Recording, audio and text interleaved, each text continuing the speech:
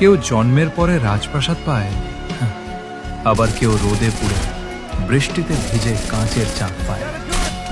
কারো সকাল সাজের 7 প্রকারের নাস্তায়, আবার কেউ কেউ সারাদিন খালি পেটে শুধু পানি খেয়ে ঘুমিয়ে যায়। কারো স্বপ্ন চড়ে দামি গাড়িতে, আবার কারো স্বপ্ন দাফন হয় নিচু পেয়ে ঘুরে বেড়ায় কলির মোড়ে। আসলে বাস্তবতা খুবই কঠিন। এখানে সবাইকে সমান অধিকার দেওয়া হয় না।